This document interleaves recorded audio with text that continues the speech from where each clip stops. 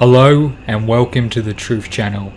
Today we'll be watching a video of Matt Damon exposing the New World Order and their lies. I start from the supposition that the world is topsy-turvy, that things are all wrong, that the wrong people are in jail and the wrong people are out of jail, that the wrong people are in power and the wrong people are out of power, that the wealth is distributed in this country and the world in such a way as not simply to require small reform, but to require a drastic reallocation of wealth.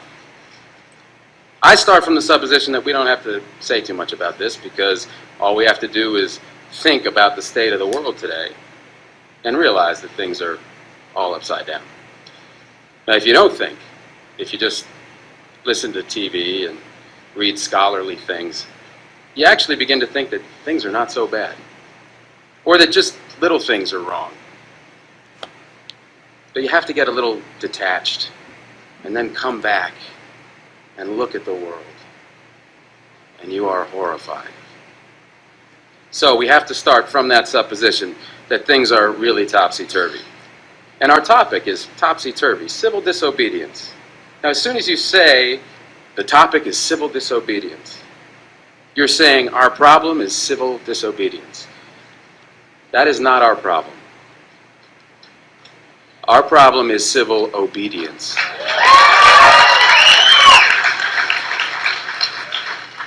Our problem is the numbers of people all over the world who have obeyed the dictates of the leaders of their government and have gone to war. And millions have been killed because of this obedience. We recognize this for Nazi Germany. We know that the problem there was obedience, that the people obeyed Hitler. People obeyed. That was wrong. They should have challenged, and they should have resisted. And if we were only there, we would have showed them. Even in Stalin's Russia, we can understand that. People are obedient. All these herd-like people. Remember those bad old days when people were exploited by feudalism? Everything was terrible in the Middle Ages. But now we have Western civilization, the rule of law. The rule of law has regularized and maximized the injustice that existed before the rule of law. That is what the rule of law has done. When in all the nations of the world, the rule of law is the darling of the leaders and the plague of the people, we ought to begin to recognize this. We have to transcend these national boundaries in our thinking. Nixon and Brezhnev have much more in common with one another than we have with Nixon. J. Edgar Hoover has far more in common with the head of the Soviet secret police than he has with us. It's the international dedication to law and order that binds the leaders of all countries in a comradely bond. That's why we're always so surprised when they get together. They smile, they shake hands, they smoke cigars. They really like one another, no matter what they say.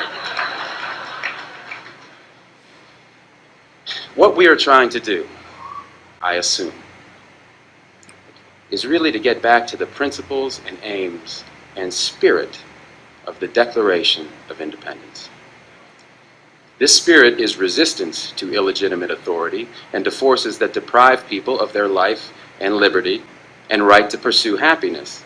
And therefore, under these conditions, it urges the right to alter or abolish their current form of government, and the stress had been on abolish.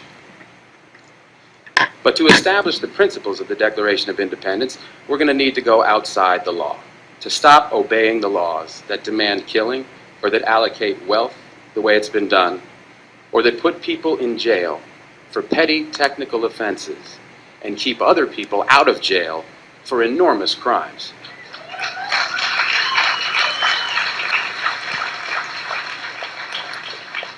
My hope is that this kind of spirit will take place not just in this country, but in other countries, because they all need it. People in all countries need the spirit of disobedience to the state, which is not a metaphysical thing, but a thing of force and wealth. And we need a kind of declaration of interdependence among people in all countries of the world who are striving for the same thing.